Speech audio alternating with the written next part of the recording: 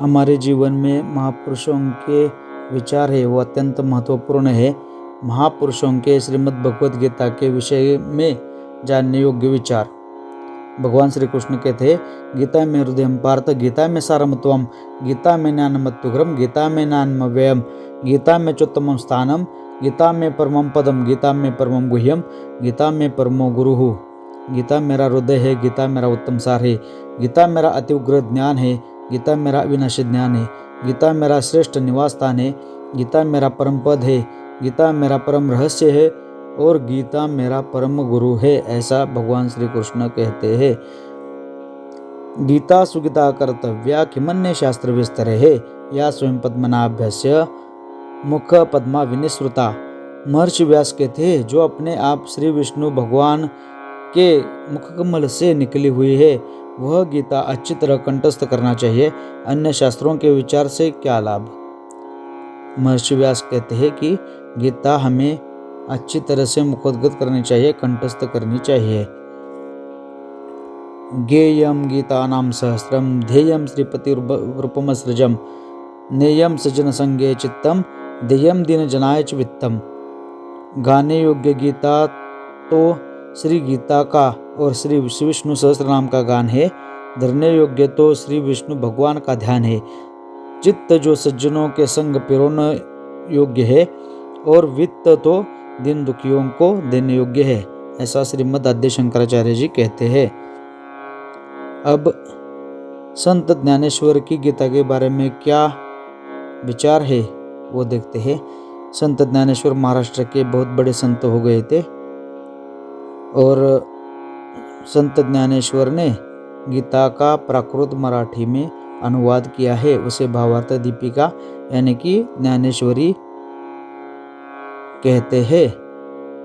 महाराष्ट्र में ज्ञानेश्वरी को अग्रस्थान है। गीता में वेदों के 3 कांड स्पष्ट किए गए हैं, अतः वह मूर्तिमान वेद रूप है और उदारता में तो वह वेद से भी अधिक है। अगर कोई दूसरों को गीता ग्रंथ देता है तो जानो कि उसने लोगों के लिए मोक्ष सुख का सदाव्रत खोला है। गीता रूपी माता से मनुष्य रूपी बच्चे वियुक्त होकर भटक रहे हैं, अतः उनका मिलन कराना यह तो सर्व सज्जनों का मुख्य धर्म है।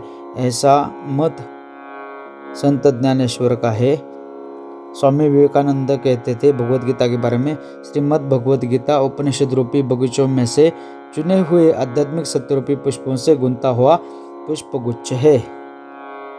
महामना मालवीय जी कहते हैं, इस अद्भुत ग्रंथ के 18 छोटे अध्यायों में इतना सारा सत्य, इतना सारा ज्ञान और इतने सारे उच्च गंभीर और सात्विक विचार भरे हुए हैं कि वे मनुष्य को निम्न से निम्न दशा में से उठाकर देवता के स्थान पर बिठाने की शक्ति रखते हैं। वे पुरुष अथवा स्त्रियां बहुत भाग्यशाली है जिनको इस संसार के अंधकार से भरे हुए संकरे मार्गों में प्रकाश देने वाला यह छोटा सा लेकिन अखुट तेल से भरा हुआ धर्म प्रदीप प्राप्त हुआ है। यानी कि अज्ञान रूपी अंधकार से बाहर निकलने के लिए प्रकाशमय धर्म प्रदीप भगवद गीता है। ऐसा महामना मालवीय जी कहते हैं। महात्मा गांधी गीता के बारे में क्या सोचते थे। महात्मा गांधी कहते हैं, एक बार मैंने अपना अंतिम समय नजदीक आया हुआ महसूस किया, तब गीता मेरे लिए अत्यंत आश्वासन रूप बनी थी। मैं जब जब बहुत भारी मुसीबतों से घिर जाता हूँ तब तब मैं गीता माता के पास दौड़कर पहुँच जाता हूँ और गीता माता में से मुझे समाधान न मिला हो ऐसा कभी नहीं हुआ है। ऐसा महात्मा गांधी कहते हैं। पूज्यपाद स्वामी श्री लीला शाहजी महाराज, जीवन के सर्वांगीण विकास के लिए गीता ग्रंथ अद्भुत है। विश्व की 578 भाषाओं में गीता का अनुवाद हो चुका है। हर भाषा में कई चिंतकों, विद्वानों और भक्तों ने मीमांसाएं की है और अभी भी हो रही है, होती रहेगी, क्योंकि इस ग्रंथ में सब देशों, जातियों, पंथों के तमाम मनुष्यों के कल्याण की अलौकिक सामग्री भरी हुई है। अतः हम सबको गीता ज्ञान में अवगाहन करना चाहिए। भोग मोक्ष, निर्लेपता, निर्भयता आदि तमाम दिव्य गुणों का विकास करने वाला यह ग्रंथ विश्व में अद्वितीय है, ऐसा लीला शाहजी महाराज कहते हैं। यानी कि देखिए, भगवद गीता का 578 भाषाओं में अनुवाद हो चुका है, तो इसमें कुछ न कुछ ज्ञान पड़ा रहेगा, इसलिए 578 भाषाओं में उसका अनुवाद हो चुका है। भारत के ही नहीं, जगत विख्यात विचारवंत भी टीका टिप्पणी करते हुए गीता के बारे में कहते हैं, अमेरिकन महात्मा थॉरो, प्राचीन युग की सर्वरमणीय वस्तु में से गीता से श्रेष्ठ कोई वस्तु नहीं है। गीता में ऐसा उत्तम और सर्वव्यापी ज्ञान है कि उसके रचयिता देवता को असंख्य वर्ष हो गए, फिर भी ऐसा दूसरा एक भी ग्रंथ नहीं लिखा गया, ऐसा कहना अमेरिकन महात्मा थॉरो का है। अमेरिकन महात्मा थॉरो इनके एक शिष्य है। थॉरो के शिष्य अमेरिका के सुप्रसिद्ध साहित्यकार एमरसन को भी गीता के लिए अद्भुत आदर था। सर्वभूतेषु चात्मानं सर्वभूतानि चात्मनि, यह श्लोक पढ़ते समय वह नाच उठता था। बाइबल का मैंने यथार्थ अभ्यास किया, उसमें जो दिव्य ज्ञान लिखा है वह केवल गीता के उद्धरण के रूप में ही है।